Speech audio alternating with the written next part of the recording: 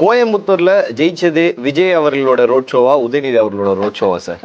என்ன சார் சிரிக்கிறீங்க? செயற்கைக்கும் இயற்கைக்குமான வித்தியாசத்தை நீங்க கேட்குறீங்க. பிடிக்குதோ பிடிக்கல, விஜய்க்கு வந்த கூட்டம் தன்னெழுச்சியா வந்த கூட்டம், ஆர்கானிக்கா வந்ததுதான். கை காசு செலவு பண்ணி தான் வந்தாங்க.